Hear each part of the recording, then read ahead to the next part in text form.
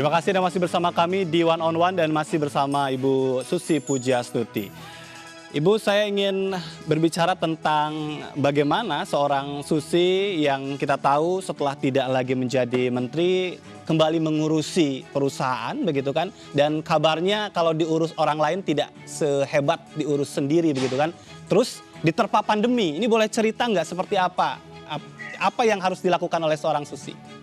Ya, November kan saya sudah selesai, lalu bulan Februari, Januari saya sudah dengar tentang pandemi, tapi Februari tanggal 4 saya mendapatkan kepastian bahwa this is very serious matter, karena waktu itu ada Singapore Air Show, kita harus tidak semuanya dibatalin. Iya. Dan semua rekanan kita dari US, dari Eropa juga semua berhenti. Ya akhirnya kita ya sudah, saya putuskan saya harus kembali ke Pangandaran.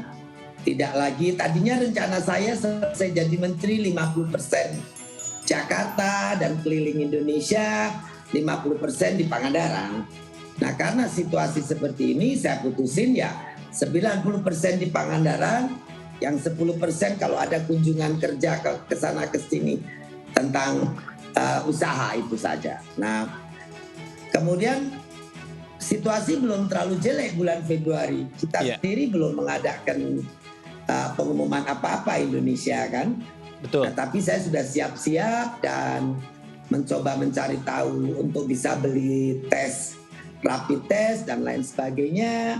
Kemudian ya saya putuskan pindahan pulang ke Pangandaran semuanya.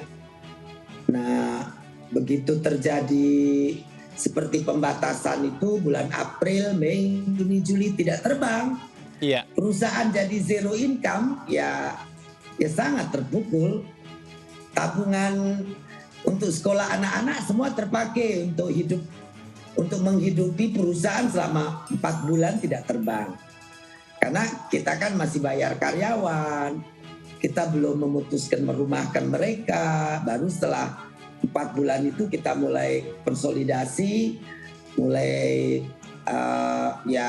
restructuring cost, kurangin kantor, kurangin kos-kos yang tidak perlu, hal-hal seperti itu kita mulai atur. Ya alhamdulillah sampai hari ini Susi Air survive ya, walaupun tidak ada untung tapi tidak sampai bangkrut gitu ya. Jadi masih berharap tahun ke depan akan bisa mengembalikan kerugian-kerugian seperti itu sih. Baik, apa yang dilakukan untuk bisa bertahan yang kita tahu bahwa memang dunia penerbangan salah satu yang paling terdampak di pandemi ini? Ya menyesuaikan restructure tadi, kantor-kantor yang tidak dibutuhkan, pos-pos yang tidak perlu ada, penghematan, lalu juga ya mau downsizing, mengecilkan semua yang kita bisa kecilkan. Dari ukuran office, ukuran rumah, ukuran kantor, ukuran biaya, juga sampai ke hal-hal yang tidak mengurangi esensi kita hidup bisa dihemat, ya kita hemat, itu saja. Baik, dan memang kita tahu katanya kan yang disebut dengan new normal itu tidak akan kembali ke kondisi semula, Bu Susi. Butuh adaptasi, butuh inovasi, atau seperti apa sebetulnya rumus atau resep seorang Susi? Ya kita harus adaptif, kita juga mesti punya keberanian untuk menyesuaikan diri. Kalau tidak ya saya yakin tidak akan bertahan. Lalu yang paling penting kita disiplin. Begitu kita punya planning, begitu kita melihat oh ini harus seperti ini, harus seperti itu, ya kita mesti disiplin dengan itu. Baik. Kalau tidak, saya yakin pandemik ini tidak akan berhenti bulan depan. Jadi kita juga tidak boleh berpikir bulan depan everything will be better, will be okay. Iya, baik. Kita berharap dengan program-program pemerintah dan juga disiplin masyarakat will make it better. Tapi nobody really knows. Banyak kepala negara di dunia pun belajar dan adjusting dan adaptif terhadap apa yang terjadi week by week. Iya. Nah saya pikir flexibility di sini ini penting sekali. sebaiknya kita juga mempunyai satu platform yang jangka panjang. Lalu kita memberikan ruang adjustment. Oh, ini perlu ya, seperti PPKM, PSBB begini.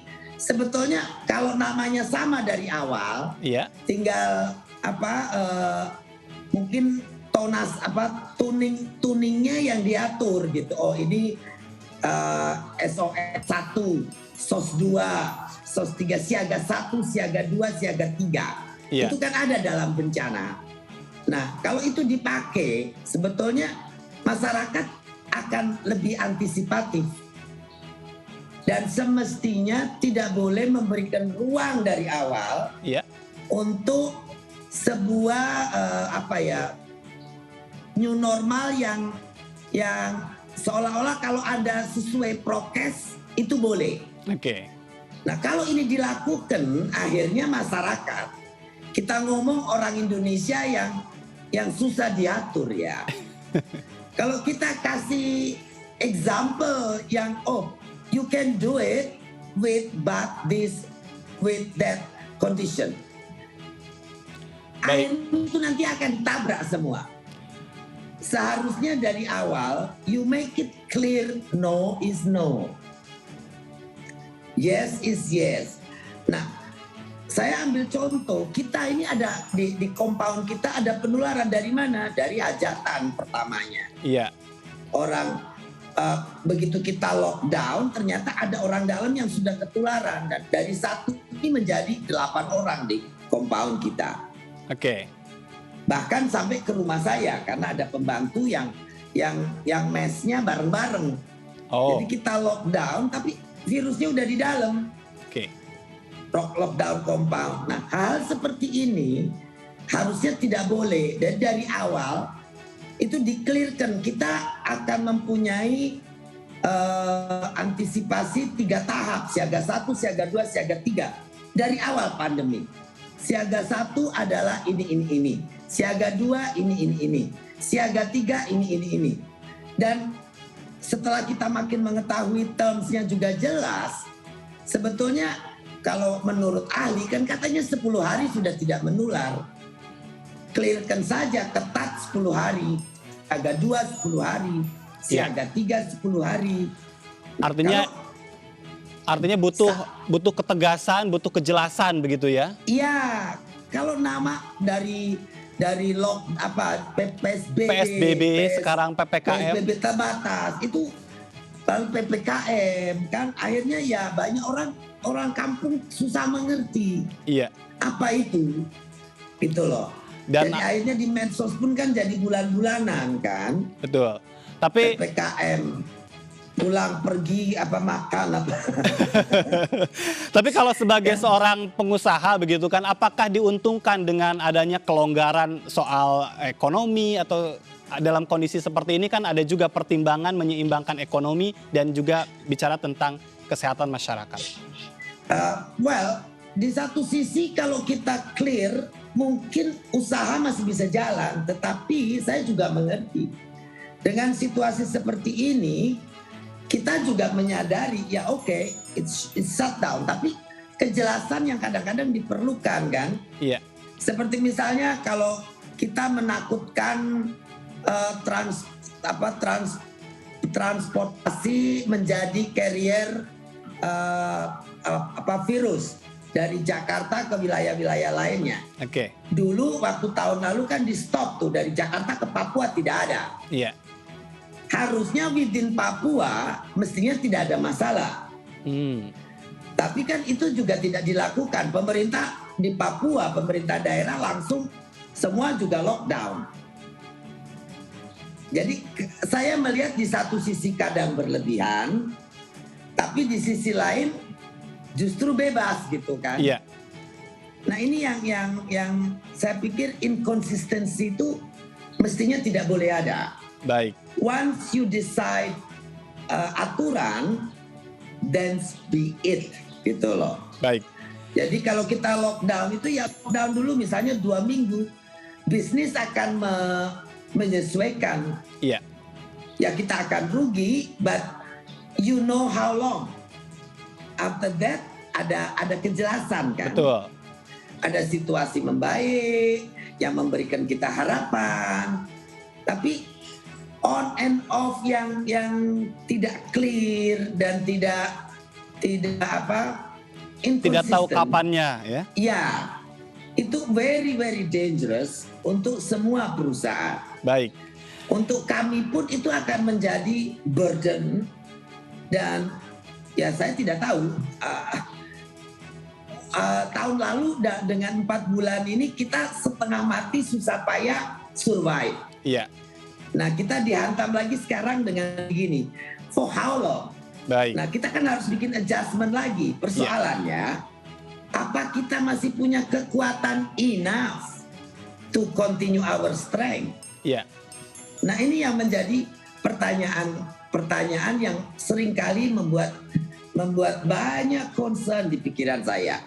Dan saya yakin semua pengusaha lain pun sama. Baik. Ibu, kita tahu bahwa seorang Susi Pujiastuti meraih sukses dari nol begitu ya. Dari seorang yang pernah menjadi pengepul ikan, katanya kan gitu ya. Dari zero to hero begitu kan. Dalam kondisi seperti sekarang ini, kalau kita bandingkan dengan perjuangan yang berat seorang Susi, bagaimana sebetulnya, apakah modal pengalaman itu juga mendukung kebertahanan seorang Susi di masa pandemi seperti sekarang ini? Ya itu pasti, setiap experience dan jam terbang seseorang menentukan itu. Tetapi the size of pandemic sekarang ini, it's very heavy. Rasanya dalam perjalanan usaha saya hampir 82, berarti berapa tahun? Hampir 40 tahun. 38 ya. Sekarang ini is the worst of all. Oh. Karena udah sangat global. Dan kita juga dibarengi oleh krisis kesehatan kan. Iya. Kalau krisis ekonomi saja mau easy. Karena paling tidak kita masih physically masih bisa moving. Masih bisa membuat adjustment yang lebih mudah. Kalau sekarang kita misalnya ada hal yang tidak cocok dengan partner atau kolega, kita berantemnya lewat Zoom. Yang kadang-kadang ada sedikit perbedaan dengan kita face to face. Iya. Apalagi kalau itu sifatnya lobby, sifatnya permohonan gitu kan. Iya. Kalau kita keras, kayak saya orangnya ini kan gampang gemesan gitu. Betul. Kalau pakai Zoom seringkali is misinterpreted gitu loh. Baik. Jadi situasi pandemik ini saya pikir bukan cuma untuk orang yang baru yang susah. Untuk kita-kita yang sudah penuh pengalaman pun bukan hal yang mudah untuk kita handle gitu. Setiap hari, setiap minggu ada surprises.